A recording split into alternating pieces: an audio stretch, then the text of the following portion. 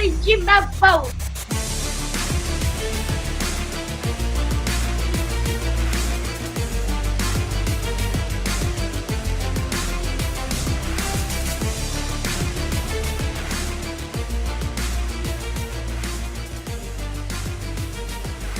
Court is in session with Ryan in Sacktown on If You Don't Like That.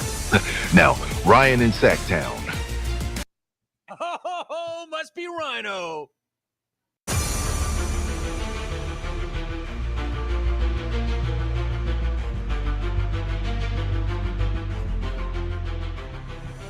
Oh, Ryan, that's pretty good for you. That's pretty good for you. That is pretty good for me, Jim. I am statted out right now. It is a Tuesday. What's up? We've got 90 minutes of show for you. 90 minutes, not enough to fit in everything that we want to get in today. It is also It's Taco Tuesday!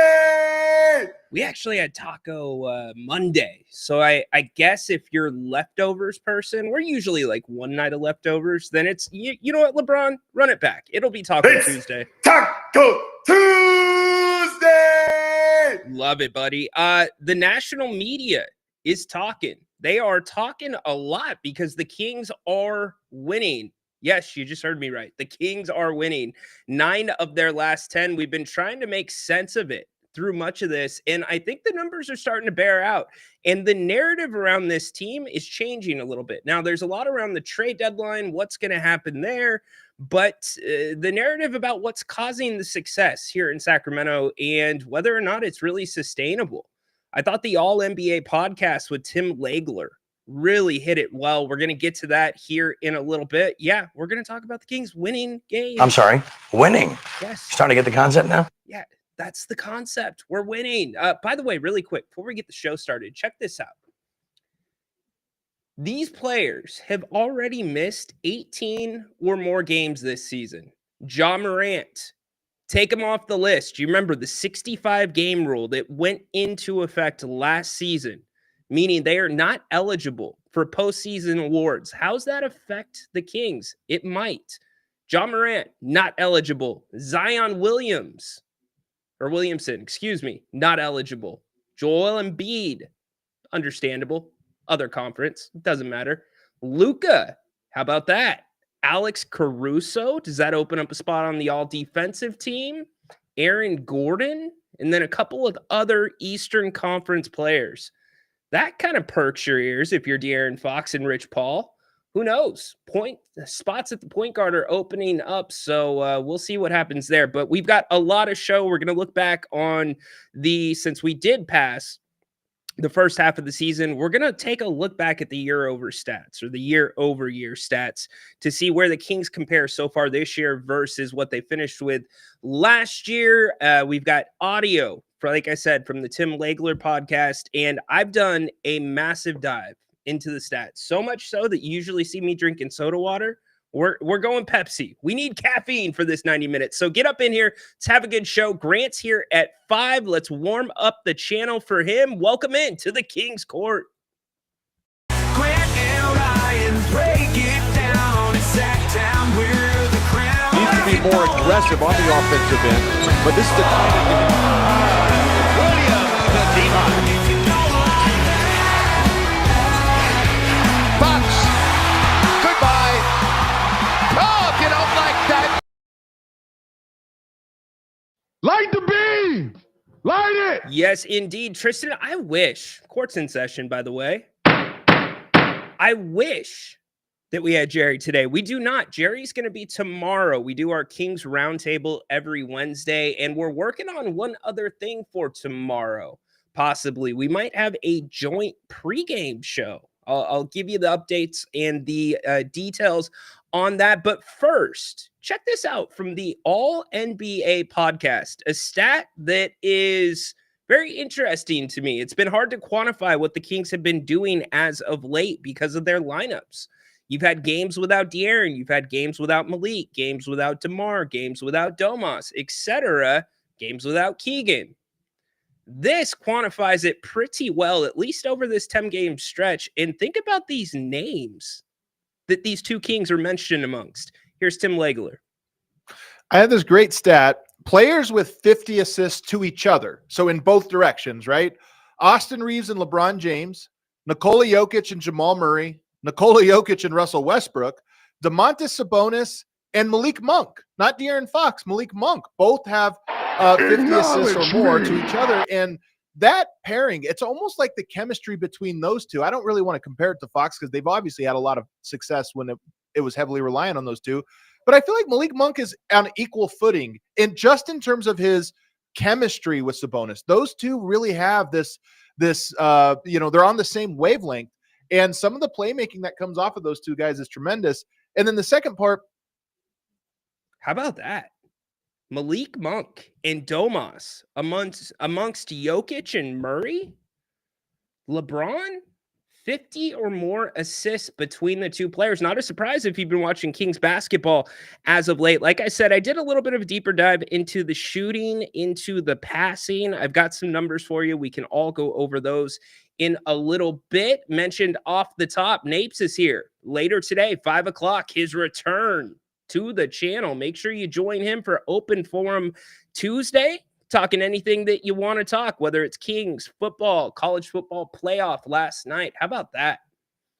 Ohio State holds off the Irish. What a comeback in the second half, though. And then plenty of newsworthy events after the game as well. Got some thoughts on Ryan Day. You know, I've been kind of critical of the guy here on the channel.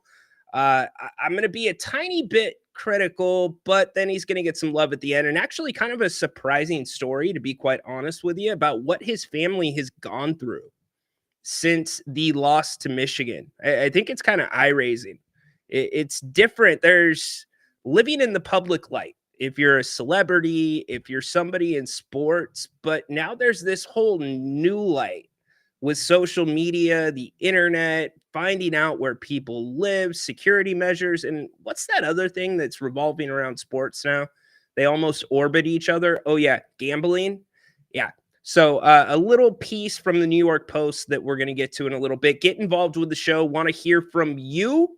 Get in here. Would love to have you. Das Goose 24. What's up, man? Acknowledge me. I can acknowledge you. Let me know where you're watching from. If you want to make the show better and give us a call, I would love to hear from you. Interaction, always welcomed. You can hit the link to call. Also, 916-822-9485, 916-822-9485. So where should we start? How about the Warriors last night losing their worst game by the points during the Steve Kerr era to the Boston Celtics at home? The Kings now, incredible where they sit. Again, 9-1. Can't wait to see the Warriors. Dude, why do you want to see the Warriors? Can't wait to see the Kings play again. Want to see this thing keep going, but no, I get it. It's going to be a rivalry game. It's a national TV game. Jonathan Kuminga, Draymond Green already out for tomorrow. You've got a couple of game time decisions when it comes to the Kings. Obviously, you're going to be keeping your eyes peeled to Devin Carter, Keon Ellis. The Kings are working as we speak, practicing. So some audio will be coming through practice-wise from them shortly. But a game that lines up well for the Kings. Now, the only thing that I worry about for the Kings in this situation is it's Steph freaking Curry. The same concern that the Buffalo Bills are going to have marching into Arrowhead later this week. You've got Patrick freaking Mahomes. They're just different. Steph Curry coming off of a pretty poor game shooting-wise, played on that dinged-up ankle. But what's his turnaround going to be here in Sacramento? The crowd is always split when it comes to the G1C. Another thing that I am looking forward to see if that kind of shifts a little bit with the Kings' recent success. But don't let the numbers fool you when it comes to the Warriors' last game against the Celtics. And yes, it's the same Celtics team that arguably the Kings were better than. Arguably, for 48 full minutes. Can you believe that? And without De'Aaron Fox. Some would say that was the Kings' best game of the season. So you got Golden State coming up next. Denver, the second night of a back-to-back there as well. His fingers messed up. His fingers? Excuse me. Excuse me, sir. My fingers hurt. Well, now your back's going to hurt because you just pulled landscaping duty. Do you know what movie that's from, Dennis? You better know what movie that's from. But look at the Western Conference. Here we go. The Kings, 22-20, did not change, but yesterday sure as hell helped them out. A lot of teams ahead of them lost. So you got the Lakers sitting there in the 6th seed. That's where I'm keeping my eyes. The Kings 2 games out of that 6th seed with that very difficult stretch coming up. Nonetheless, you got to start with Golden State. They've already guaranteed themselves, the Kings, a 500 homestand, at least a 500 homestand. Since they won the first 2 games, only one left. It's the Warriors. So, and then you hit the road. There's a lot of eyes from the national media that are looking forward to this game in Denver. Now, they're not notating the fact that the Kings are playing the night before, and I haven't looked if Denver's playing either, but regardless, if you're the traveling team, that's a little bit more difficult, and certainly we've heard from Jerry and Grant that traveling to Denver is a little bit more of a travel. It's a bigger pain in the butt. You get in later, etc. So if you're the Kings, you'd like to handle your business easily with the Warriors. Doesn't usually always turn out that way. And I would expect, being that it's Steve Kerr, being that it is Steph Curry, they're still going to bring their best shot, especially losing after the last way they lost 40 games. Come on. 40 points. That's not going to sit well with them. They were champions for a reason. So again, we've got a lot going on today. Take the show any way that you want to take it. I see 182 have already checked in at some point via the different platforms that we are streaming to. Thank you very much for joining us today. Go until about 2:30. We've got some new articles, by the way, from Forbes and also Athlon Sports regarding the trade deadline and the Kings. Some people are reporting that the Kings are one of the more aggressive teams, and even one publication going as far to say that Cam Johnson is actually choice number 1 for the Kings, and the backup plan is John Collins. So how do you feel about that? Also, ESPN ranking out how they think the West is going to end up this year. So we're going to go over that article, get your takes on that. What's up, Tomas? With every game, emotions grow higher. Yes, indeed. He's Steffortless. Oh my gosh. Steffortless. That's terrible. Is Saboner going to rear its ugly head now? Steffortless. Come on, Tristan. I know you didn't come up with that on your own. Tristan, my man, Steffortless. What are we doing? Also, we ended the show here. The movies. We're still debating this. Get your movies in. If you are new to the show, we are going to do a March bracket, and we are going to have 32 sports movies, a combination of fiction and nonfiction, and we are going to vote on them to find out who or what is the best sports movie of all time. I'm working on the brackets right now, so put your suggestions in. Yes, we've heard Happy Gilmore. Yes, we've heard a number of the staples. If there's anything obscure, and at the end of the show yesterday, John tried to throw me a right turn and say documentaries. We are not including sports documentaries. Just not enough real estate to include those. So if you got some movies you want to throw in there, we will take it as well. Playoffs, who's winning? You talking NFL? I would assume. We can talk about that. I think it's a little bit, I want to see some more of the weather forecasts. I know Grant talked about that as well, but I don't know how you go against number 15 in Kansas City. It's been Buffalo's time before, and they just haven't gotten it done. Why is it going to be different? Can it be different? I don't know. That's a big question to ask. You know who will be able to answer that question is tomorrow. Sean Salisbury will be on the channel 3 p.m. to chat it up with Grant about championship weekend, about the college football championship. So get in here tomorrow, 3 o'clock, and we've got all the Kings coverage for you as well. And also our Kings Roundtable. Always a great show with Jerry Reynolds. That will be at 4 o'clock. And like I said, we are efforting another movie Check this out. Or not another movie. I'm looking at the movies. We're efforting a guest for a joint pregame show tomorrow. We're hoping to get that going as well. NFL, look, I'm going to ride really quick. I'll just say this. I'm going to ride with the Commanders. I like the swag. I like what they're doing. If anybody can, I think the Eagles can be beat. Let's put it that way. If the Commanders can put together another 60-minute football game the way that they did. Now, granted, there were some wild freaking calls in that game. The amount of times they went for it on 4th down where they could have gone up an extra 3 points, but instead they pushed it. I guess they're going to have to probably play that same style. If you're going to beat the Eagles in Philly, it's possible. We've seen it before, and they're going to have to stop the run too. So a lot of good stuff happening. Let's get to this really quick. Let's look at the Kings year-over-year stats, and then we're going to get to some more of the All-NBA podcast. I thought Tim Legler and his co-host did a great job of talking and really breaking down what they're seeing with the Kings and the important things that might be sticking points, those pieces that we've talked about that are so important to this team. But check it out. Here's the year-over-year stats. So this Beam team's been together for what? 3 years? 2.5 years. This is their 3rd season of run together. The stats that jump off the page to me, and granted, we are only 1 game past the halfway point of the season, but look at made free throws. Free throws made already at 742. Last year, they were at 1274. So I don't think that the Kings are going to probably get to 1624 like they did the year they made the playoffs.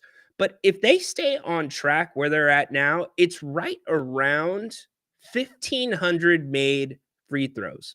With the style of basketball they're playing, I would expect the free throws to only increase. That Houston game, and Legs made a really good point about this, both teams only shot 33 triples. That's really low for the NBA these days. So looking at the free throws, I absolutely love that number. Turnovers, 553, 1078 last year. Can that improve? It's on track right now to be about the same, which was still an improvement from the playoff year, but I'd like to see that come down a little bit. But there's really nothing too terribly obscure to me here. 3-point attempts, yeah, they're down a little bit. 3-point percentage, certainly down to a degree. But the free throws, again, the big thing that I go back to on this season, that is what is making the difference for this team. DeMar, yes, is certainly helping that as well. But the attack mentality, the get to the paint, spray, getting teams into the penalty early. In some of the Kings' best games this year, that is what we have seen. So that is the big stat that jumps off the page to me. Thanks, Rock. Appreciate you, brother. But what jumps off the page to you now that we're looking at the year over year? This is our, mid-year check-in on these. Field goal percentage, right about the same, 47.5, 47.7. Now, I broke down, and we're going to talk about these in a few seconds. In fact, I will put one of these sheets up right now. We're going to talk about some of the shooting and some of the passing. Because I've really, based off of what I heard, what I've seen with my eyes, number one, what I've seen in the box scores, but then listening to Legs talk about it a little bit more, and to hear, what's up, Chili Dog? Welcome in today. Happy to have you here. Acknowledge me. To hear a member of the national media say what he said, I think it resonates. And that's what drove me into looking at these stats even closer, and I'm excited to share what I've found. I think some of the numbers will be surprising and some will definitely be comforting, and there's a really, really good trend amongst those. But before that, let's get to some of this podcast. We're going to listen to it in parts. We're not going to listen to the whole thing. There's about 6 minutes of audio in total, but we're going to break it up over the 90 minutes. Here was the latest edition of the All NBA podcast, and guess what? They were talking Kings.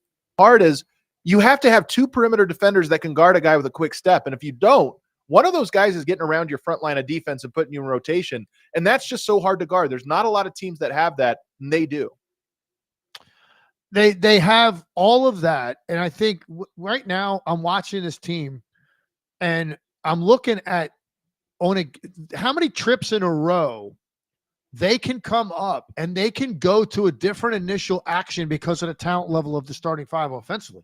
Yeah. If you want, you could come down and run your typical two-man game, Fox, Sabonis. You can run the stuff that they run, which they still do, where you come down one side, reverse the ball on top to Sabonis. He goes to immediate hard dribble handoff to the opposite side of the floor, and you run two-man game out of that. You can now put Malik Monk in the same exact situations as Fox. If you want to, you can come down, get to the second half of the clock. Oh, now we're going to go to this short ISO game with DeMar DeRozan, one of the best mid-range jump shooters in the league, and play out of that action. And then you still got Keegan Murray out there sort of floating around. Nothing's really run for him now with all these other options, but he's still ready and lethal, and he's like waiting on it. And he had a couple nice little mini bursts in this game against Houston. Man, look, they're an interesting team. And I think it's funny for all the people that are now beating up Mike Brown. I will say this, like, I'm not going to sit here and say like Mike Brown is, top 5 coach league or anything like that. I think Mike Brown's a competent coach, but it's funny to hear people now bash him that are Kings fans were you saying that when this team was a 3 seed in the Western Conference? Right. They weren't. The guy was coach of the year. So they weren't saying that. What happens is, for whatever reason, you hit some roadblocks as coaches. When you've been with a team a few years, you hit roadblocks. And now the question is, can you figure out a way to overcome this? Because when you're an underachieving team, which this team was at the start of the year, now is when you finally hit that tough patch. How do I get this back on the track? And it's hard. And some coaches don't. And in fact, Rick Carlisle is going through this right now in Indiana. The start they had, people start to sit there and scratch their head, man. So that's the first part. Talking about the Mike Brown thing. One number I want to point to here, and we'll talk about the trades in a second, I see that in the chat, is look at this number continue to come down. The Kings are now 20th in 3-point shots allowed, meaning they give up the 10th most threes to their opponents. All season, that number had been fluctuating between 1 and 3. So the fact that you have dropped 7 spots, that's incredible. That is really good stuff. Partially why they have won 9 of 10 games right now. Also, look at 3-point percentage. That has dropped as well. That was around 30 all season long. 30. Now it's at 25. So really, really good stuff there. So they're going to go on and talk about, so remember, if you're just joining the show, the first stat that we listened to, which really blew me away, was they listed off the duos in the NBA this year that have 50 or more assists between each other. There's only 4 of them. There's Jokic, Murray, LeBron, I forget who they said, and Sabonis and Monk. Yes, Sabonis and Monk. Meaning those two are playing some of the best two-man ball in the association. And so the fact that Legs and his guy here continue to go on about the Kings, but the focus is in different places, is so encouraging, because usually you either hear about the Kings being awful and doing something wrong, like the way they fired, not that they fired, the way they fired Mike Brown made its way through the media like wildfire in the national news. Or you hear about something really good, De'Aaron Fox, 60-point games. But most times it revolves around Fox and Sabonis. In this case, it's not. Is this the right guy to get them to the next level? Because they were conference finalists and now look, they're struggling. But guess what? Rick Carlisle stayed with it. And now the Pacers have become one of the most interesting teams in the NBA right now with their run. And they're, again, incredibly hard to guard. Now, for Mike Brown, he couldn't break through whatever was going on with this team offensively. And it just took maybe a new voice, a new spirit. And Doug Christie, you give him all the credit in the world, man. It's not an easy situation to walk into. They have expectations, and now you're the head coach for the first time, and you go on this kind of run right at the start. Very impressive, and now a reason to watch the Sacramento Kings again. And I really feel like it's turning the dial down on Fox and honestly turning the dial down on DeRozan, because early in the year, remember, he was a high usage guy as well. And it's not that those guys aren't good. It's just that you have other guys. So how does it all come together? So you turn the dial down there, you turn it up a little bit more on Malik Monk, and everything falls into place. But the other thing, as we get to that starting lineup, one more note on them. Actually, two more notes. One, the spacing is incredible. I mean, first of all, Sabonis is shooting the lights out this year. I think he's 48% from three. But you got Keegan Murray. We know he can shoot, especially as a spot-up shooter. You got Monk, who we know can shoot. DeRozan, maybe not a three-point threat, but How about that? Turn the dial down on Fox and DeRozan and turn it up on Monk. And where the conversation is going to progress is into Keon Ellis and what he's doing, and how moving the ball is making this team a bigger threat, especially because you have two guards in De'Aaron Fox and Malik Monk on the perimeter that have two of the fastest the two quickest first steps in the association. Keon Ellis is shooting the three ball at a shocking rate. In fact, the numbers bear out he is not getting enough shots, and we're going to go through them in a second. First, let's talk about some of this. Would you like to get Johnson or Collins? But it's got to be the right deal. Don't see the Kings getting him without a significant offer versus what others may offer them. Collins might be the move. Either move is going to cost you something. And that goes without saying. A trade is a trade. Tangible assets moving between teams. But when I say going to cost you something, I'm talking about the back end of the trade, the draft capital.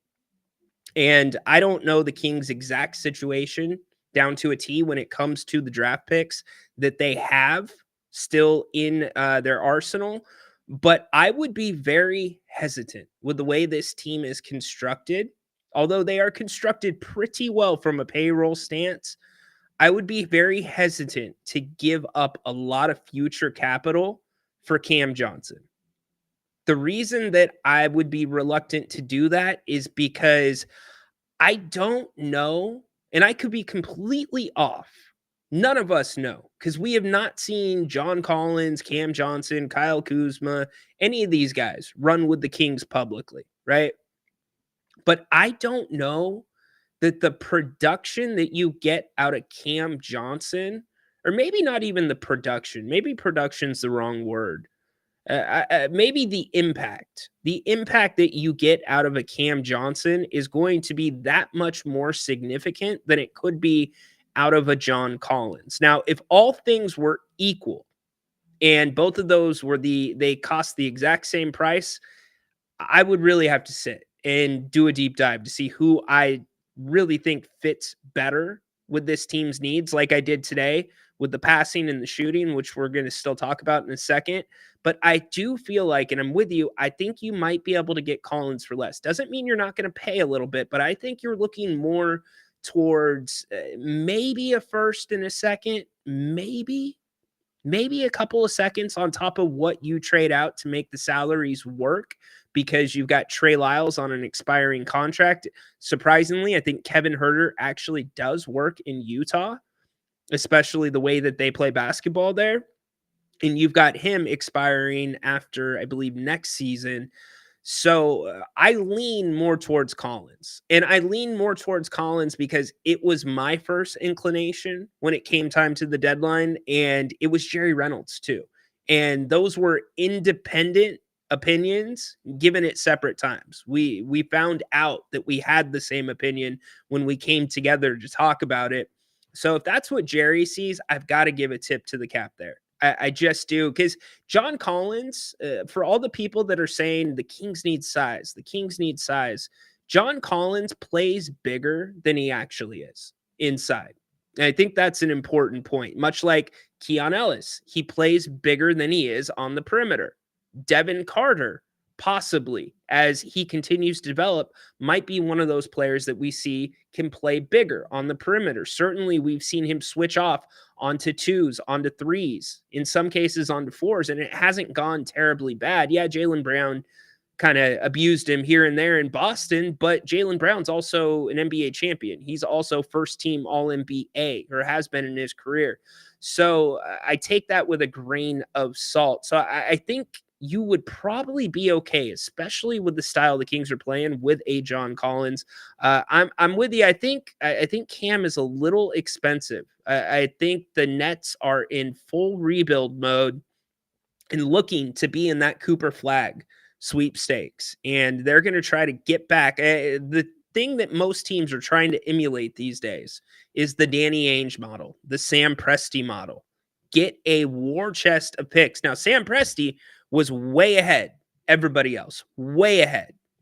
To have what he has in draft capital right now and the team in Oklahoma City is incredible, because the draft picks now are so much more important than in many cases the players that are coming with them, if that makes sense to you. If you send 2 firsts to Brooklyn along with Lyles and Herder, those 2 firsts are way more important than what they're getting right now from Lyles and Herder, just because of the new CBA, the way things are constructed.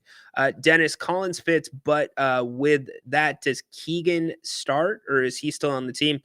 That's to be decided when he comes, if he comes here. I don't think Keegan's going anywhere. Everything that I've heard is Keegan is not on the table, and the same somewhat goes for Carter. Now, doesn't mean that can't change. That can certainly change, but the Kings still feel pretty strong about hanging on to Keegan.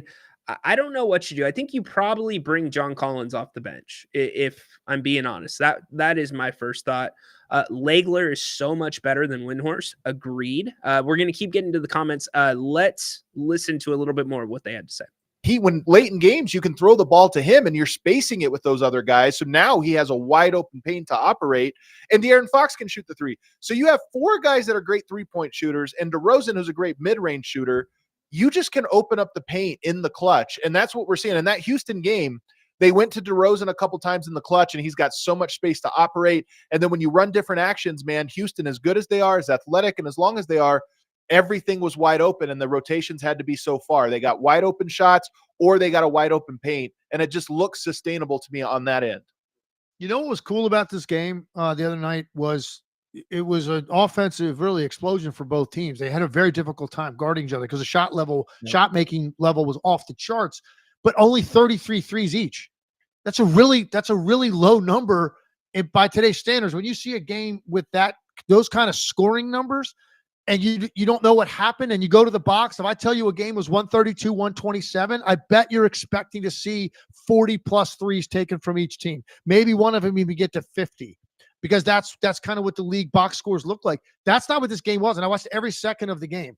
You saw mid-range shots. You saw great finishes at the rim. You saw some three-point shooting, and they shot it at a pretty decent clip. But the volume level was not like it is in a typical NBA game. And that's why I enjoyed it so much. It had diversity to it, this game. It had great ball screen. It had floaters, runners, finishes. It had ISO play. And then, of course, it had transition, and it had your share of three-point shooting, but nothing to where you got bored with it. And that's why I just loved the product that these two teams put out there the other night. And to what you said in the very beginning, sign me up if this ends up being a first-round series. I do wonder about the defense, though, with that lineup, because as great as it is offensively, you are talking about they got had a hard time getting stops. I think they're going to struggle against the same type of team as them. You get some quick guards on there, some bigger wings. Are they going to be able to slow them down? So that's going to be the concern. I don't want to say it's the honeymoon phase, because it's been 11 games, I think, now, and they've been playing great in that. So they go on to talk about the honeymoon phase. They think it's outside of the honeymoon phase. We're going to get to their comments on Keon and his importance here in a little bit. We're going to keep talking about your comments, but I do want to get to some of these stats. So you're going to have to bear with me, because I chicken scratched a lot of this out, but I think they're important, especially when you look at the passing. So these numbers that you're looking at right now, these are off of 100 possessions. So when I give you percentages, you got to go off of 100 possessions. It's not off of 48 minutes. It's not off of straight points per 100 possessions. So here's what the numbers say, and this is what I really wanted to look into. It's this idea of ball movement. It's this 5-man basketball. We talked about it yesterday. When the ball moves more, everybody shoots better. Everybody gets a little bigger piece of the pie. Hell, right now, the Kings, in this 9-1 stretch, they have 4 players averaging double digits. They have 4 players in double digits, and in fact, not just double digits, 20 points or more. You have 4 averaging 20 or more. That's an incredible statistic. Absolutely incredible. So check this out. The Kings are shooting 48.7%, 48.7 as a team on passes from Malik Monk. 48.7. And that's not just like 2 field goal attempts a game. That's 17.8 field goal attempts per 100 possessions. They're shooting 48.7%. They're shooting 44.5% on passes from Domas. That is at 22.7 field goal attempts per 100 possessions. Now, this is all in the last 10 games. So remember that. All in the last 10 games. Let's look at threes. 3-point shots where Malik Monk is passing the ball to a teammate, 40.7%.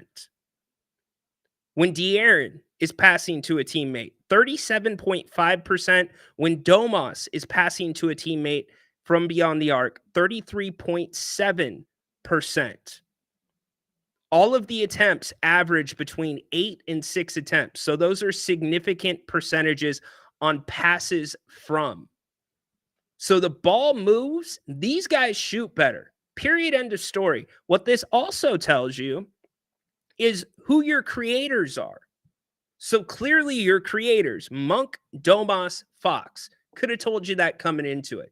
That's why I've said another good backup point guard for this team would be very important. Now, we've got the stats on passes too, individually. We're going to break those down here in a second. We got a couple of calls on the line, so let's hit those really quick.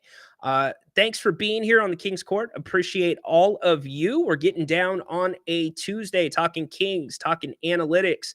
Rob, what's up today, buddy? Hey, what's up, Ryan? How you doing, man? Good. How are you? Doing well. Thanks for calling in. Yeah, I've called a couple times before. I don't know if you remember me, but Yeah, I do. yeah, just calling just to say that I hope we beat the Warriors tomorrow, and I hope we blow them out. I agree. That would be nice because you play the second And night in Denver. I hope Fox gets his mojo back because we need him to play like how he did 2 seasons ago when he was just playing unbelievable. We need that Fox back. So, Rob, let me ask you, when you think of that Fox, when he had his mojo and you say you want that Fox back, what do you think of in terms of his game? Aggressiveness. Aggressiveness with drive into the paint, his floaters. He takes too many threes nowadays. And I feel like his intensity is not as there as it used to be. I don't disagree with you whatsoever, man. I appreciate the call. Yeah, of course. Thank you, Ryan. Great stuff. Thanks, Rob. Love it when you guys chime in. If you want to get in on the show, would happy to have you come on. All you got to do is click the link. You can scan the QR code that's on the screen as well. You can also call 916-822-9485. So we've recapped passes 2. Okay. Passes 2. That's important. That's really important. Or excuse me. We recapped passes from. Let's look at passes 2 really quick. So this also gives you some insight into the ball movement and also maybe where the ball is stalling a little bit. So here's 3-point percentages. Passes to Domas. When you're passing to Domas and he's beyond the arc and shooting, 63.6%. 63.6%. You know what that tells me? Pass the damn ball to Domas more. When he's open for 3, he's only getting 2.2 shots, 2.2 per 100 possessions, but he's shooting 63.6%. How about Keon Ellis? 46.3%. He's only getting 5.4 attempts. 5.4 per 100 possessions, but he's shooting 46.3. How about Keegan Murray, who we all say is struggling from beyond the arc? When you're hitting Keegan in the hands with a pass, in his spots, which is important, dude shooting 41.2% on 6.4 attempts. DeRozan, he's shooting 34.2% on 3.8 attempts. And then you've got a couple of other guys. Trey Lyles, 34% on 4.7 attempts. Now, here's the bad list. Really quick. Same stat, passes 2 from beyond the arc. Malik Monk, 30.9% on 7.6 attempts per 100 possessions. De'Aaron Fox, 29.3% on 5.9 attempts per 100 possessions. Kevin Huerter rounds out the bottom, 25% on 3.6 attempts per 100 possessions. So what's this telling me? I got you. And you know what? You guys are so demanding sometimes. Acknowledge me. I mean, can we have some decorum? I'm in the middle of a thought, giving you some stats that I have grinded over to help it make sense. And you just want to be acknowledged in the middle of my thought, Ash? Come on, Ash. I'm just kidding. All good. So what this is telling me, Fox, Monk, we don't need you standing behind the 3-point line, waiting for your shots. Go create the shots. Create the damn shots. Now, we've got other statistics we're going to get to. Field goal percentages on passes too, and also season plus minuses that I think are really important as well. But I think we're starting to see a picture here. You got to get the other guys involved more. They play better. The numbers are showing it. And we've also got some high burn rates. They talked about turning Fox and DeMar down, turning up Monk and possibly Domas. I agree with that. Let's go to Johnny really quick. What's up, Johnny? What's up, Ryan? How you doing, man? Happy Tuesday. Happy Tuesday to you too, man. Yeah, I was just wondering what you think of like a herder for Jonas Valanciunas. I mean, what I think is they would have to add on also a second round draft pick to that because, you know, obviously Jonas Valanciunas is older, and herder I think is worth, you know, at least Jonas Valanciunas and a second round draft pick on top of that also. You would have to add on 2 second-round draft picks. Washington's already come out and said that they want at least 2 second-rounders for Valanciunas. But if it was Herter and a second-rounder for Valanciunas, let's go pick them up at the airport together. Let's go, dude. Let's go, Johnny. Yeah, dude. I would say that would be too much. 2 second-round picks would be too much, man. For I said one. I said 1 second-round pick. If we could get, for what you said, if we could get Herter for 1 second round or Valanciunas for 1 second and Herter, let's go to the airport right now. Yeah, I don't think Wizards will take that. That's the only problem, man. Why do you like Valanciunas? Just out of curiosity, what do you see?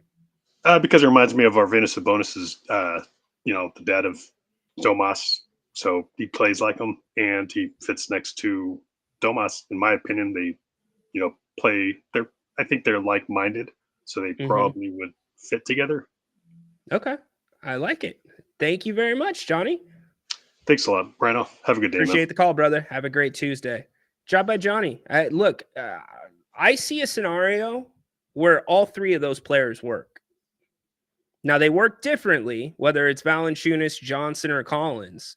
But out of the big bunch that we're talking about, I think those are 3 decent targets that can help the Kings in different ways. So let's kick back to this really quick, because I'm going to give you now just the raw field goal percentages.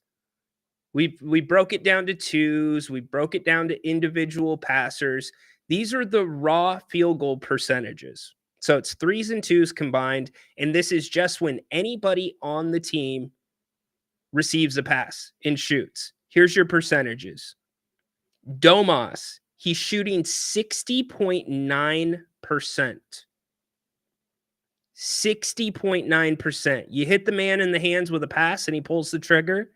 60.9%. He's getting 11 attempts per 100 possessions. Not enough. Got to turn it up. Like they said on the Legs podcast. Keon Ellis, 44.9%. 44.9% on 7.8 attempts per 100 possessions. Got to turn it up a little bit. He's shooting closer to 50% than almost anybody else on the team. Keegan Murray, surprisingly on this list, 44.9% with 9.8 attempts per 100 possessions. Trey Lyles, 41.2% with 6.8 attempts per 100 possessions. De'Aaron Fox, 41.1% on 18.4 attempts per 100 possessions. DeMar DeRozan, 39.9% on 19.8 possessions. Malik Monk, 39.4% on 18.3 attempts. You know what it tells me? You got to keep redistributing. This has just been like we've seen over these last 10 games where they're 9-1. Everybody's getting a piece of the pie because these stats that we're talking about are over the last 10 games. But think about this really quick. If you combined De'Aaron Fox, Malik Monk, and DeMar DeRozan's field goal attempts, they are shooting a combined 40.1%. 40.1% when they get a pass from a teammate, but they're taking up 56.5 of the attempts per 100 possessions. That's over half of your shots. Now, I'm not saying you're taking the ball completely out of Foxy's hands, DeRozan's hands, Monk's hands. I'm not saying that whatsoever, but arguably those are two of your three best creators. And one of the best things that Doug Christie has done since inserting or since stepping in to the head coaching role and inserting Keon Ellis into the lineup, that's the first really good thing that he's done. But the second really good thing that he's done that he's not getting enough credit for, in my opinion, is Doug Christie is putting Domas back into a spot where he's not being asked to create nearly as much as he was before this season and as he was asked to create the year before. He's letting him do his thing. And when you see nights like you did in Boston, where he's got 28 rebounds, you see nights like he had the other night, where he's got, what was it? It was the high 20s in points and 18 rebounds. That's because you're putting Domas in the places where he can be most effective. Now, you're going to make the argument, well, he's a great passer. You look at what he does with the assists. You want his assists to be up. You want him to have a triple-double. Sure, the triple-double looks nice, but what it's really saying is he's more effective scoring. He's more effective crashing the boards. It's okay to let him distribute here and there, but he should not be your point guard on the floor. So, again, we went over a lot of numbers there. You got to get everybody else some more shots. You got to turn Domas up some more. And Foxy, he had 13 assists last game. I thought that was huge. I really liked it. That's got to continue. If Foxy's not passing the ball around the horn, does Keon Ellis even have the chance to go 6 for 7 from beyond the arc? Maybe not. And it's not just Foxy. It's also Monk. It's everybody else. But in the last 10 games, where the Kings are 9-1, ball movement has been key. And it's not just about redistributing the scoring. It's then in turn making everybody on the court a threat. Think about the start of the season this year. The Kings were so easy to guard. You weren't worried about certain people. They weren't going to do anything. If they got the ball, they were going to probably pass it or do something else. They weren't going to try to attack. Now, you don't know what they're going to do. Just like Tim Legler said, you can attack things in so many different ways because you have so many other people being effective, which in turn changes everything for a defense. trying to guard you. So some mind-blowing statistics to me. I'm going to pat myself on the back because that was a deep ass dive, but it bears out everything that we've been talking about. If you have questions about the statistics, I can go over it again. We can hit it. You can call the show. If you have a problem with the statistics, call the show. And again, this is not a fox hunt. This is not me trying to highlight De'Aaron Fox because it's not just a De'Aaron Fox thing. It's saying those guys need to be more of a creator. And that even goes for Malik Monk, who has been playing absolutely bonkers from that standpoint. In fact, Tim Legler talked about it a ton in the podcast about how I didn't record this part, but he had no idea because of what Malik Monk's role was up until he was inserted into the starting lineup. It was come off the bench, have some energy, score the ball. He didn't know that level of his game was there. And there's at times during that podcast where they are talking about Monk and Fox on equal footing about who is as important to this team. And I see some of you saying that, Monk's on a very friendly deal. He is, but it's a very good example of if you can also mix in some other distributors that can really pass this ball around the horn and be effective and can hit a shot here and there. We're going to go back to the fountain. Oh, Johnny's back. Bring him back in. What's up, Johnny? Welcome back. What's up, Ryan? Yeah, I just had one more question or your thoughts on who would you rather trade for, like, say, a Bowl? Would you do Alex Lynn, or would you like a combo package of McDermott and Colby Jones for Bowl?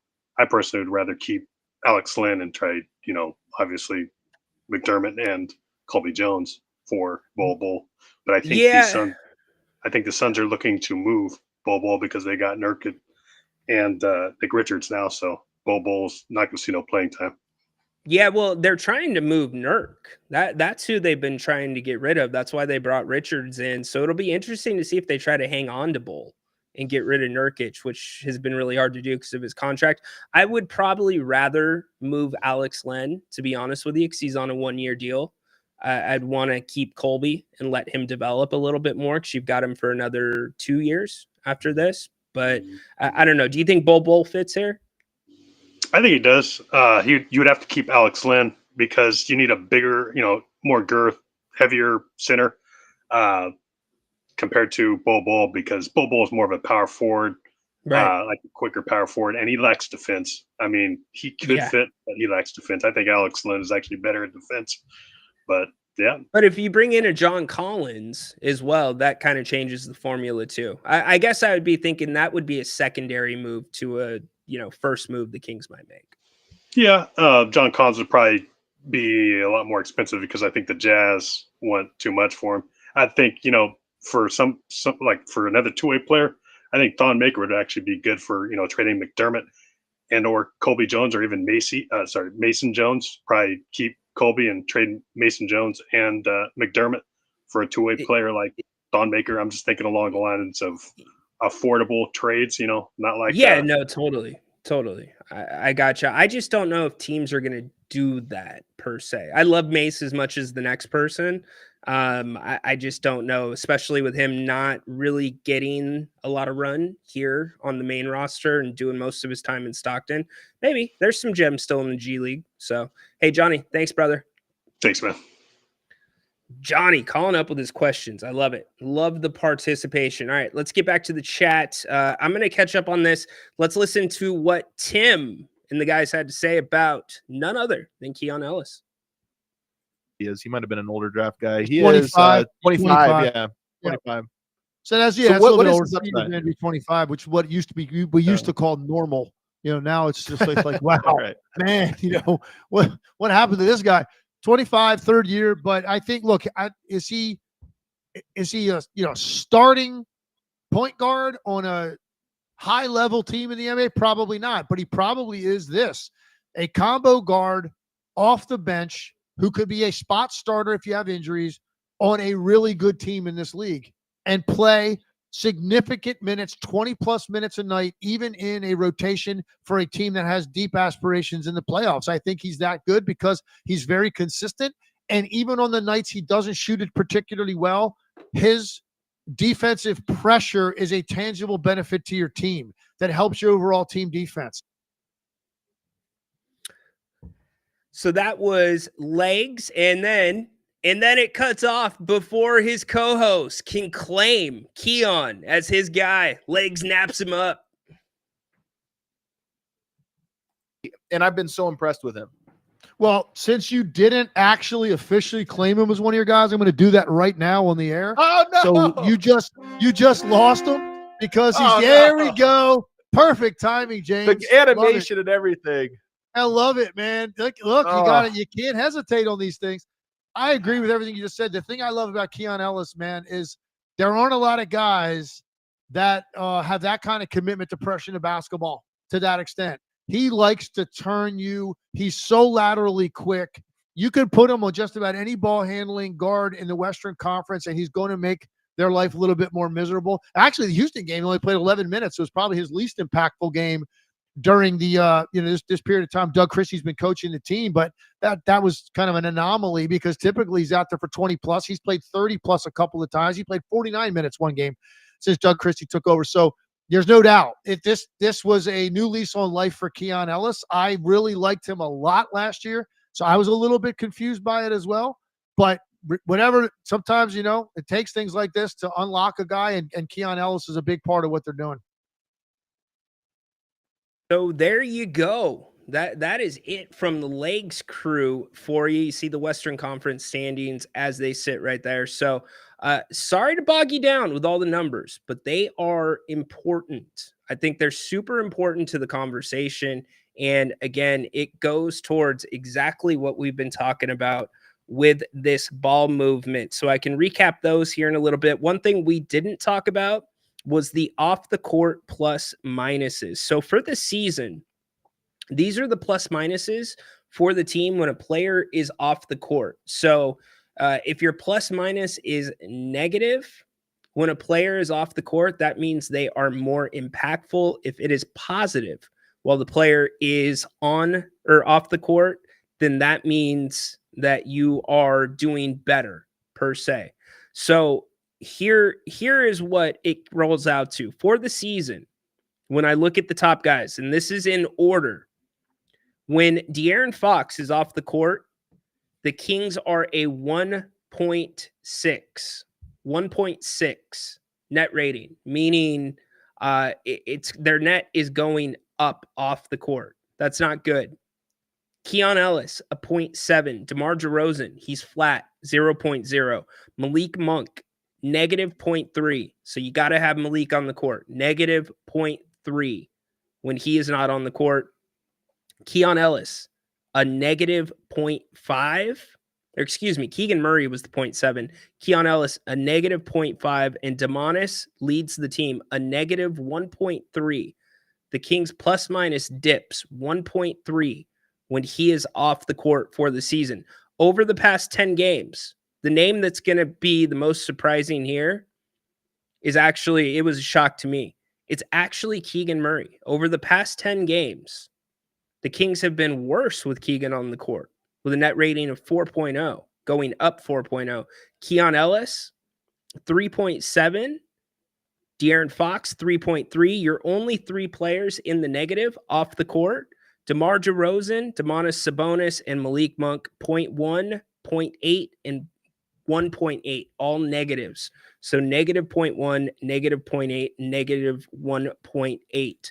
So it tells you the importance of some of these guys and the pieces. And so the reason that I did this dive really was to try to quantify and display and calculate the value of some of these good pieces that we have right now. So as we come into this trade season, as we come up to the trade deadline, just a few weeks away, we come up to the All-Star game, which is the second week or 13th, 14th in February. You're going to start hearing possibilities of a lot of these names pop up. And I think that's why I am so defensive when it comes to, well, we could trade a Keon Ellis, we could trade a Devin Carter, we could dip into that bag, trade a Keegan Murray. And it's like, no, I don't think we really can, because some of you have put it in the chat. It's clear as day. Some of their contracts are extremely team friendly. You're going to have them here for a while. Now, Keegan, obviously, his contract expires after next year, but no reason to believe the Kings aren't going to have a very good shot at re-signing him. And also, you can re-sign him without it going against the cap. If he's your own free agent, you can re-sign him, and it doesn't go against that cap number, which is very important as well.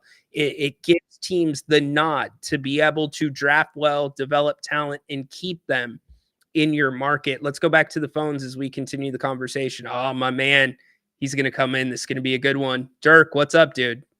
Hey, man, don't hype me up too much. I don't have much today, but how you doing? Good. I'm good, man. We haven't talked since the Rockets, before the Rockets game, so a huge win, and they handled business against the Wizards.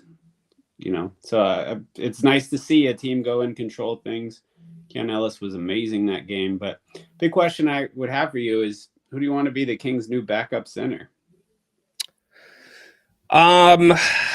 Either Collins or Valanciunas. And I know Collins isn't a center, but I've laid out a case that you can play a little undersized if your fundamentals are high, and he's one of those players. You can play bigger than you actually physically are. But I don't mind Valanciunas either. How about you? I'm with you on Valanciunas. I think one of the reasons you notice such a drastic plus minus with Sabonis is you don't have a competent backup center, or one that plays consistently. Alex Len had a lot of impactful defensive games his first year in the Beam team, and then still some positive influence over it last year. But his minutes are inconsistent, and his inability to not foul 3-point shooters at the end of quarters. Oh my gosh. What is going on with that, by the way? It's not just him. It's been going on with this team over the last 10 games. They did it to Dame. They did it in Boston. It's happening like every game, it feels like, man. I don't know. I was at the game against the Wizards. I think a guy just loses his head. Maybe his internal clock, he notices it's 4 minutes, 3 minutes. He thinks it's or 3 seconds, 4 seconds on the clock, and he's timing it out to say, well, It's impossible if I try to block him right now. Right. With a guy like Alex Len especially, he can cover so much just jumping vertically. He doesn't need to lean into that stuff. It's just he needs to be able to stop himself when he's going, his momentum's carrying him that way. But they say you can't teach size. You can't teach somebody to be Alex Len size. Can someone get through to Alex Len not to overdo it? I don't think that's possible. Very true. So, I'm going to go a different way. I want to ask you a question, because you like Valanciunas, and this entire show I've been painting a picture with the numbers about how important the ball movement is. Do you think the ball movement can stall having him on the floor? Good question. So I'm going to base most of my exposure to Valanciunas is watching him play against Sabonis, right? So he clearly has the wherewithal to combat Sabonis, like at least put forth a good game. Sabonis can't do everything he wants against Jonas, right? Yeah. Now, if you were trying to tell me who the best backup center would be, with a reasonable time frame, I would want more or reasonable cost. For example, I would say you'd want somebody who shot blocks and alter shots, which is not him. But what I was seeing from him was a guy who could probably do almost everything Sabonis would do in regards to scoring around the hoop and rebounding the basketball. So that second unit, if you need a guy to step in and perform some degree of what Sabonis does, I think you could get that from him. So if Sabonis gets himself in foul trouble, or you need to let some guy to set screens for DeMar DeRozan so he can take a shot, or Fox so he can just get downhill and score around the basket. He's not going to be a rolling threat, pick and roll threat, right? But you could dump it to him down on the block. And I saw enough at the game where he was just scoring at will that's a new consistent source of bench scoring. Yeah. And that appealed to me. I mean, that you wouldn't just, your bench wouldn't fall totally flat, when he's not on the floor, I think is insanely attractive. What are your thoughts? I don't disagree. I think there's also some scenarios, and Jerry, I believe, pointed this out on our halftime show of that game, that he thinks that at times you could play Sabonis and Valanciunas together. And I don't disagree with him. I think that could work as well. So, like, for me, Dirk, I agree in principle with everything that you've kind of laid out for that second unit. I guess for the biggest thing for me is at what cost does it really make the second unit that much better? In this case, I think it definitely does. I just wonder about pace, but out of the options that are out there for the Kings, I think he's a good option, man. I do. Yeah, I mean, I think it is the best fit, and he's not unreasonable. I mean, it's $10 million. I don't know what it would. I think that's his salary, so it's not this. It's not much, yeah. Absurd amount of money. You could have a different look, but I think as opposed to with Mike Brown, who would probably force him to play the style, Doug Christie would probably be willing to let him figure it out and this unit figure it out. As far as like what you gain as well, you could gain a little bit more aggression from Sabonis on defense, maybe a willingness to take a few, not too much, but you have somebody competent to back him up. Maybe that could result in, maybe more block shots. I don't think he's ever asked, not knowing the specific stats, I don't think he's ever averaged less blocks a game than this year. Because he is so valuable. I don't think he's taking a lot of risks, and that's probably why. Yeah, I agree. Well, he's fouled out a ton, but he's been asked to play a ton of minutes. Everybody that points to that, it's like the minutes are through the roof, and Rock puts a very good point in there about that as well. I think it gives you a different look, and Valanciunas is also a very good passer. There's a reason him and Sabonis trained a lot in the off seasons together, and he trained with Doug Christie during one of the off seasons as well. So yeah, dude, I as long as the price is right. Washington has played a game with the Kings with Kuzma for a while, asking more because the Kings were, you know how it is. It's supply and demand. If you need a player, then you can probably get gouged a little bit more than the next team. So if you can pry him away for a reasonable price, I don't know if two second round picks is that price, but at some point, Dirk, a shoe's going to have to fall here in the West. And the last caller that brought up Phoenix and Bull, as we come down the stretch, Phoenix is one of the last teams you play at the end of the season, and you're still going to see them a couple more times. And you're going to have to deal now with Nick Richards. You're going to have to deal with whatever their front line is going to be. We still have to deal with Dallas. You have to deal with New Orleans. So yeah, I think Valanciunas definitely works to a degree there. Well, just to add on that, I still think we sweep the Suns. I'm not giving away that prediction this year, but here's why I think this is the right approach, right? Let's say things don't work out. Look how big the market is for a guy with Keegan Murray's pedigree, right? So maybe he's not scoring as much as the guy off Brooklyn, right? Right. But in some situations he can. He has those, like that 3-point percentage he started with his first year. His market is equivalent to guys like Cam. You're gonna have to help me on names, but who's the guy who went to the Knicks this year? Mikal Bridges. Right. So that's your market. So if you need a reset button in the trade market when things fall apart 3 years down the road, right? It doesn't work out. It's trading Keegan Murray, because if he was producing more this year, this team would have won a lot more games. And so I think you leverage more of the future now, and you recoup your trade asset, what you give up in picks in future years by trading. Probably he is what's going to get you the most if you need to reset. So whatever first round picks you can trade in reason, do so. Last thing I'll say is, John Collins, I like that premise, but now you're dealing with Danny Ainge, and I certainly think dealing with Danny Ainge right. is less favorable than dealing with whatever the Wizards ownership group is. 100%. So. It's a good point. It's a very good point. Hey, thanks, Dirk. Nailed it. Really like it. Good job, Dirk. Good job. Okay, so really quick, a couple of reports that I told you we would get to. Evan Sidery, He published something in Forbes, basically reads this way: since the offseason, the Kings have been canvassing the trade market, utilizing two players totaling over $20 million in salary, Herter and Lyles. Recently, the Kings have checked in with Brooklyn and Utah.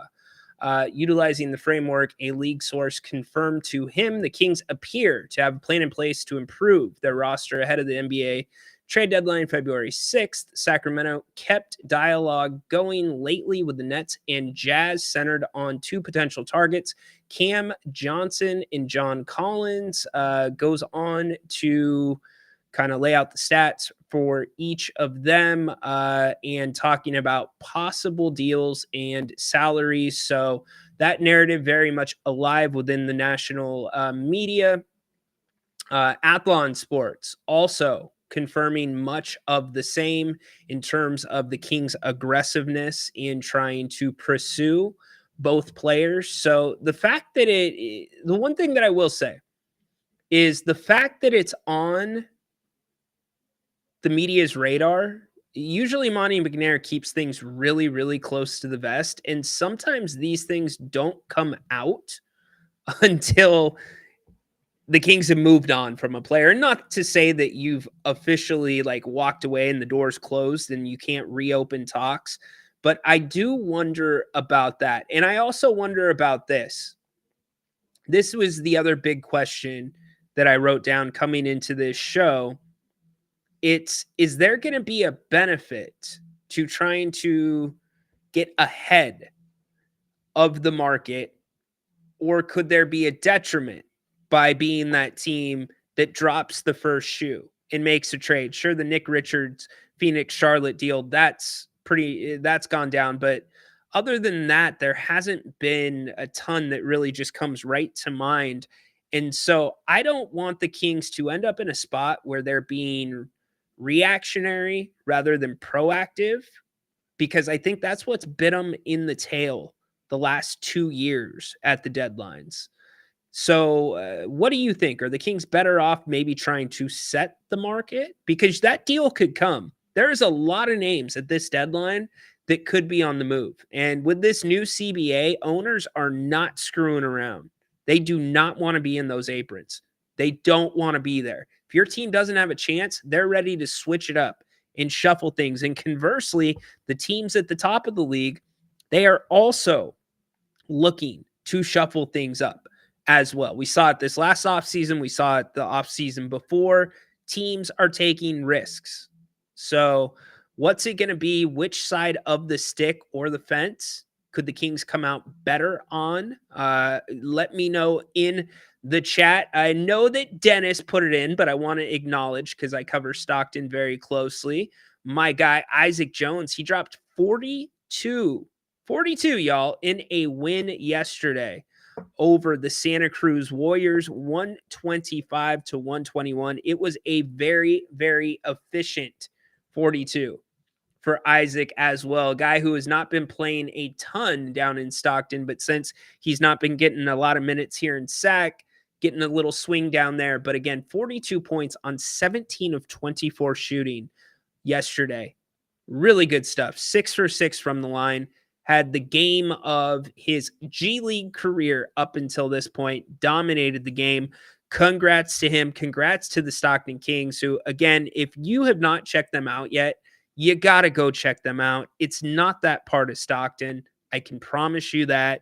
And it is a very, very good product. Quentin Crawford, Gabriel Harris, the GM, they are in lockstep with this Sacramento front office. They are running very similar schemes to what the Kings run, which enables some of these young guys to step into the NBA spotlight and have the moment not be too much for them. Because when they're down in Stockton, they're not being asked to do different things. They're not just rolling the basketball out and saying, go score 50. Just play street ball. Play like you would in an open gym. No, they are running very similar schemes. The pace, I was sitting there because I go to games when I can. I was sitting there at a game and I'm thinking this pace is just incredible. Made basket. The Kings are off and running. up at the down the court, and I went and chatted up Gabe, who's the GM, Gabriel Harris.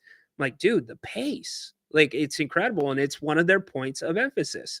So I think it's a really cool thing. Go check out the Stockton Kings if you can. You can get a very good seat for not a lot. You will see some players that you definitely recognize as being in Kings uniforms before. You'll see other players throughout the G League that are climbing the ranks. You'll see last names that you recognize. Hell, the last time I was there, John Stockton's kid was playing against the Stockton Kings. So really cool stuff. I would encourage you to go check out a game in Stockton. I will be down there a lot more throughout the season. They are doing a great job. I can promise you, you will have a good time. And like I said, you can get a good seat, a really good seat, very close to the action for not very much at all. Like to get Isaac some minutes up here. Well, Doug, that is one pedal that Doug has not pushed since taking over as head coach. Really interesting there. We're going to wrap up with your chat in a little bit. I do first want to remind you, Grant is going to be here at 5 o'clock. Make sure you join him for Open Forum. First time back on the channel in a couple of days.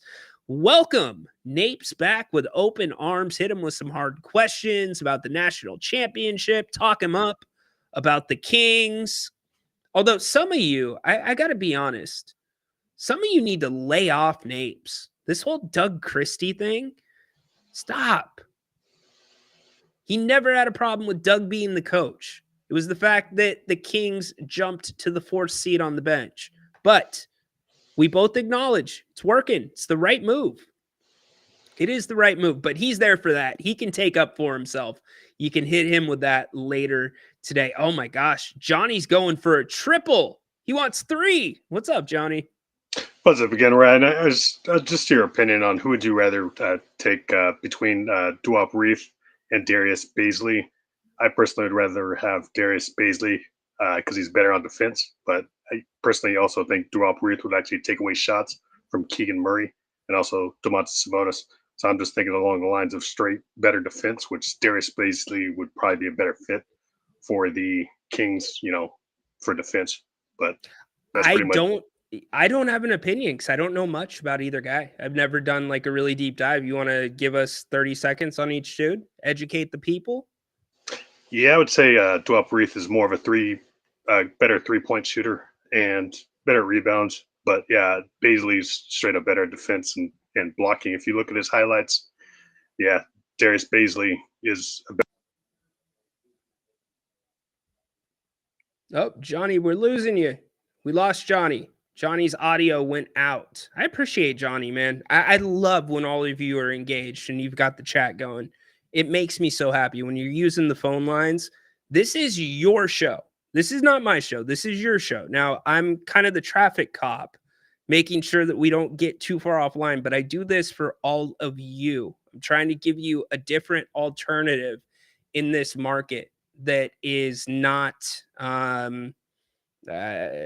constrained with certain things. We can say what we want to say. It's our format. We have incredibly supportive sponsors, and they're freaking awesome. So we do this for all you. So thank you very much for being here.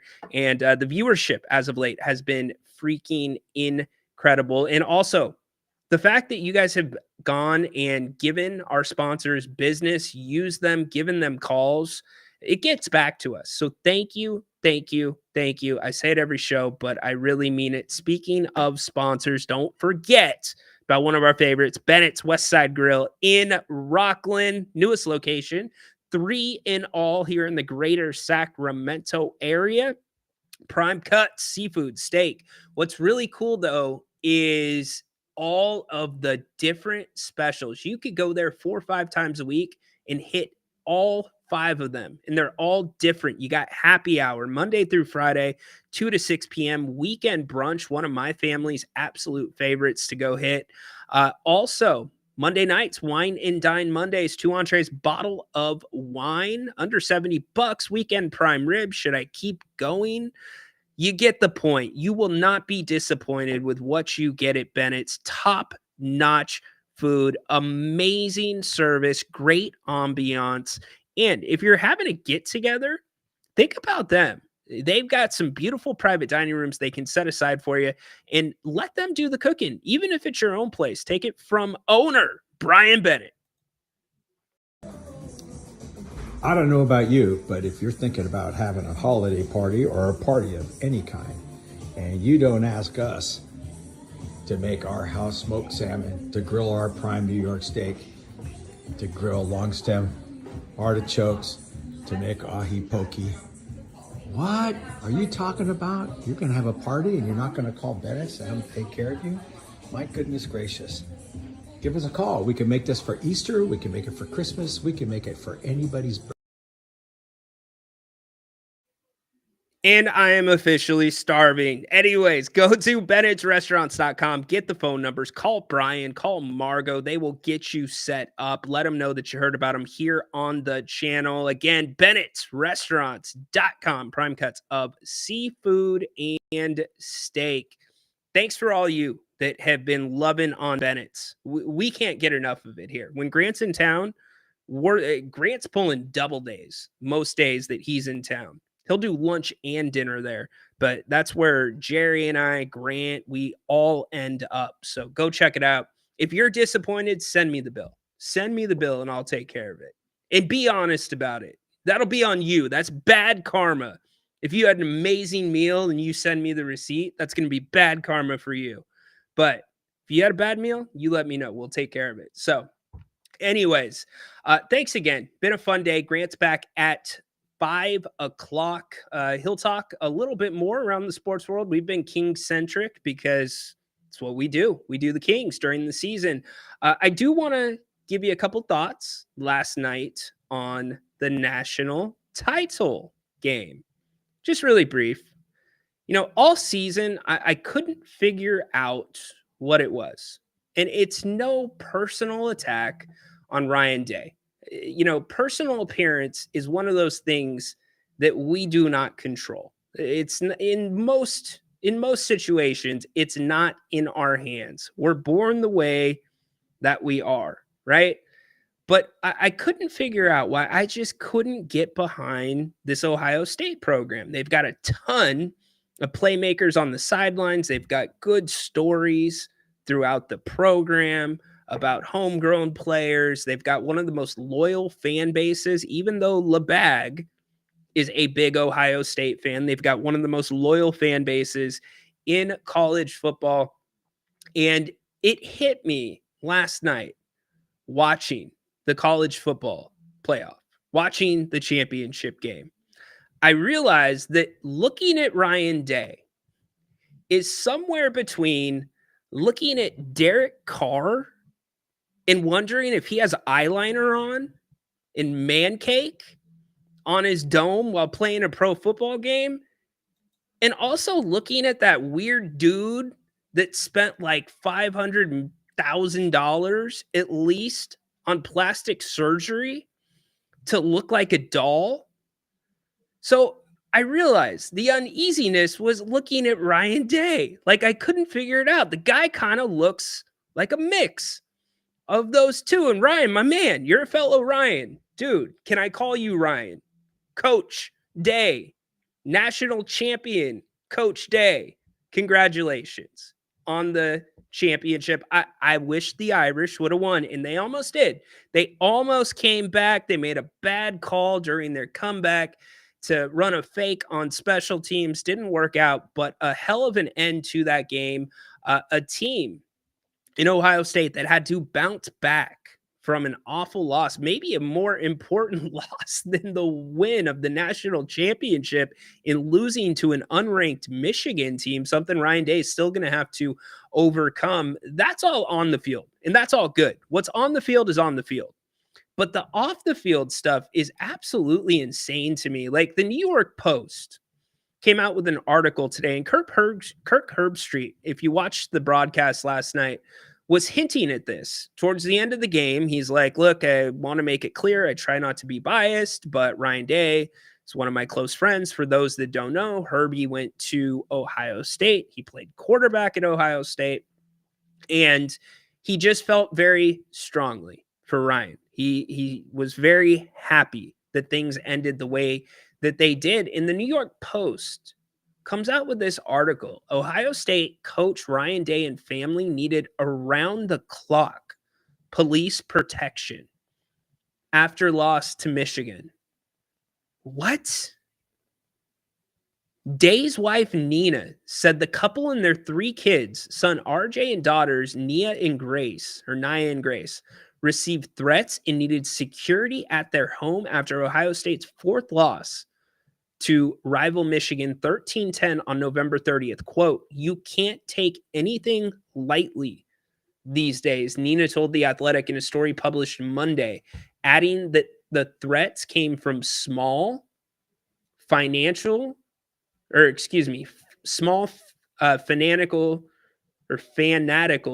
can't talk right now, groups of Buckeyes fans. "I was very concerned." RJ, who's a high school sophomore, recalled barely leaving home due to the uproar over the loss. Quote, "We had security at our house. School was really bad," he said. "I didn't really leave the house much till after the Tennessee game, 3 weeks after the loss to Michigan. It was rough, but you've got to hang in there those rough times because eventually things will turn back around again." RJ explained that he received backlash from grown men and recalled seeing his sisters in tears. "Everything," quote, "we've had to go through as a family. It was not easy," he said.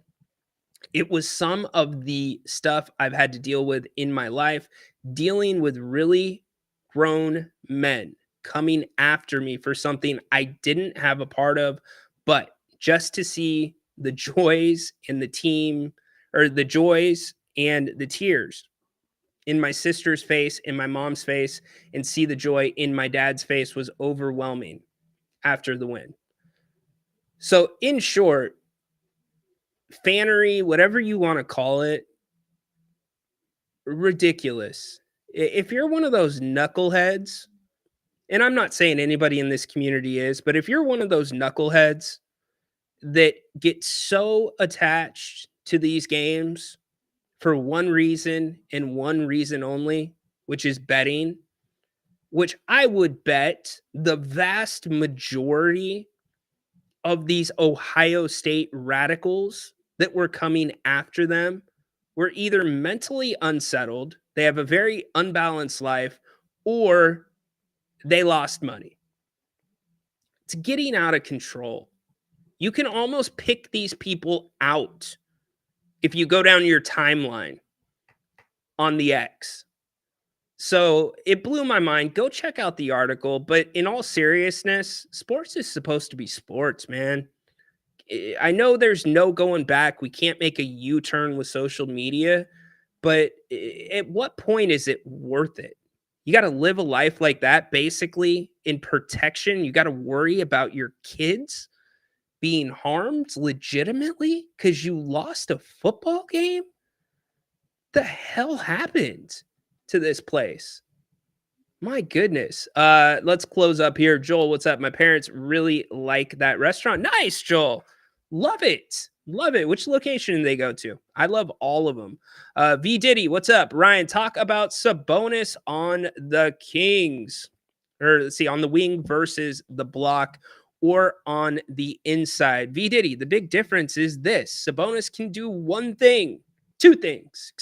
He can do 2 things when he's on the perimeter. He can shoot and he can pass if he's got the ball in his hands.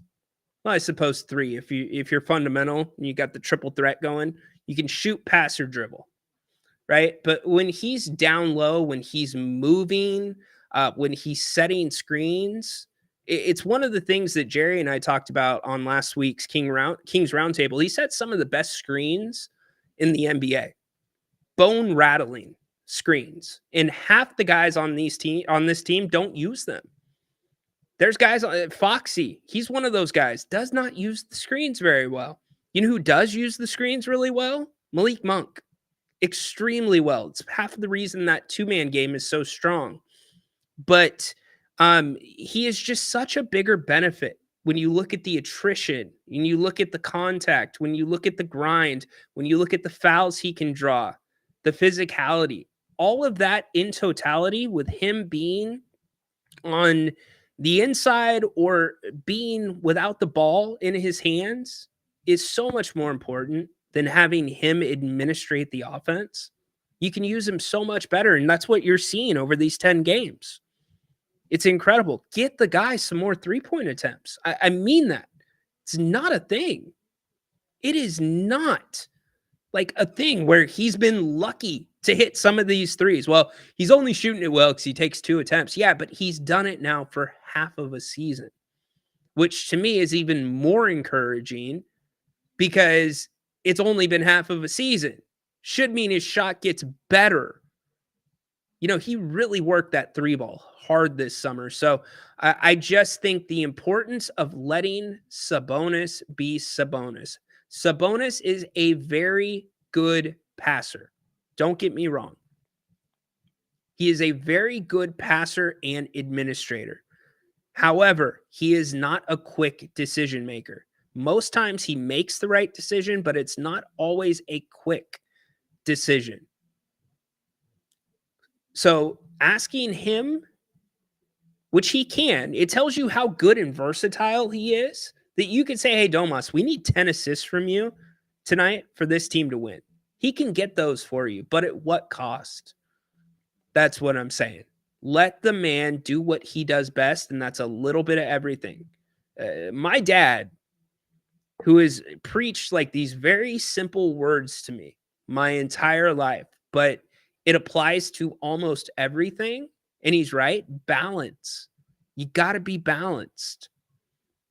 So you got to have a balanced Sabonis. Having him on the perimeter, running the offense, running DHOs is not a balanced Sabonis. Yeah, Stockton is a great atmosphere indeed. Isaac might have enough upside to be part of a deal. I don't think so quite yet. Maybe. It's really tricky. Teams do not value two ways like you think, because here's the problem. Other teams' systems, now this might change. This might be a benefit of having such a good G League system. Maybe Sacramento Kings guys and Stockton Kings guys, for that part, will actually have a little bit of a better value relative to other G League guys in the NBA because of how well the systems ran. Because they're a step ahead of a lot of the other teams in the G League. Not every team runs their G League the way that the Kings do. So who knows? Maybe that could be, and that's a testament to what they're doing. But that's going to be over a bigger sample size. It's now been about 2.5, 3 years that, I mean, they have really ramped that thing up and got it humming the way that it is now. But yeah, maybe you can get a little bit more because there's an actual, like, okay, these guys have proven out. Keon Ellis, undrafted. Look at what he is now with the Kings. Isaac, he's had some good minutes in SAC. He had a great game last night. No doubt about that. But maybe for the right team. Who knows? I think Monty has to make a move. I don't disagree with you. But it can't be, again, a Kessler Edwards move. It can't be one of those. It's got to be. And we have to realize, too, as Kings fans, if you have an expectation that this team's going to make a trade and all of a sudden going to be contending for a championship, you need to check your expectations. It's not what we're talking about. Like, you're looking now to not just keep pace, but improve a little bit. Stay ahead of the curve, which is the NBA. If you can do that, then you're going to be in the running for the playoffs. You're going to be in the running to possibly win a series, you know, and it's those building blocks. It's taking those steps. I think one of the big things that we all did to a degree was overvalued that playoff year, 22-23. I think the NBA was down that year. The Kings were extremely healthy. The rest of the league wasn't. It was a new system, which, by the way, if we're going to be frank about it, that system, that offense was a surprise to everybody. That was supposed to be a defensive team. So that year may have been a little bit more of an outlier, but you certainly need to keep pace and at least get a guy that keeps you on this same trajectory, because what we're going to see is teams will continue to adjust to the Kings. We've already seen it in 2 games. After we saw it in Milwaukee, where the Kings got spread out by Giannis and Dame and their whole unit, Houston did the exact same thing, which forced the Kings to go into that zone defense. So it's already on tape. If you spread them out, it's a problem for them defensively, because now you're highlighting their lack of size and their lack of quickness in certain positions. So that's why you got to keep up, or at least stay a little bit ahead of the curve if you can. Let's see. Heard that John Collins is fool's gold. Nope. Completely disagree, Dirk. Go watch the games that he's played against Sacramento the last season and a half.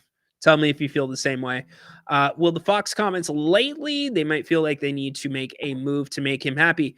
If you take anything away from this show, you should take away the fact that those pieces are the reason. Those pieces all together are the reason that this team has been 9-1 in the last 10. That's what the stats show. So if you want to break up that to make Fox happy with no guarantee that dude's going to be back, and really, at least on my side of the fence, I think the Kings can be better off without De'Aaron Fox, depending on what you could get for him. And as long as you handle it in a timeline that is right for the team to where they're maximizing his value, I see a situation where you could be better without Fox, with what you're seeing with the growth with this young core and fairly priced core at that, outside of Sabonis and Murray coming up here in a couple of years. But the other side of that, you could do exactly what you're saying, Rock, and you could drive this thing off a cliff in a second and lose Fox too. Say, you know what, we made it to the play-in. We got to a 7-game series, but we lost. That's not really winning. I just don't think we can win in Sacramento. Well, now you've traded away Devin Carter, Keon Allen. You get my point. That's why this is such a crossroads for the Sacramento team. And again, not putting it all on Fox, but there's a lot on Fox and a lot of discussion about Fox because of the comments that he made on the podcast. It's 100% there. And regardless of him making those comments or not, this was coming up. Grant and I talked about it all this last summer. This crossroads was coming. Well, now we're here. We're just here a little bit sooner than we thought we were going to be. But with his contract up, you knew that decision was going to have to be made. All right, we are out of here. Make sure you join Grant again tonight, 5 o'clock. He will be back on the channel, taking you home. Hopefully have a fun show with him. He'll be taking your calls, taking your comments. I appreciate each and every one of you. Don't forget to make sure that you download not download the channel, subscribe to the channel, and make sure that you're subscribed to the King's Court audio channel as well. You get exclusive audio over there, separate from this show that also goes up on Spotify, Apple, and Amazon podcasts. You get exclusive for free insider audio there. So check that out as well. Again, Grant back at 5 o'clock. Go Kings, light the damn beam. Stay the hell away from Levine. Don't even think about it. Coach Christie, break us down, brother. That's big time shit. Together on 3, y'all. 1, 2, 3. Together! Light the beam! Light it! Court is dismissed.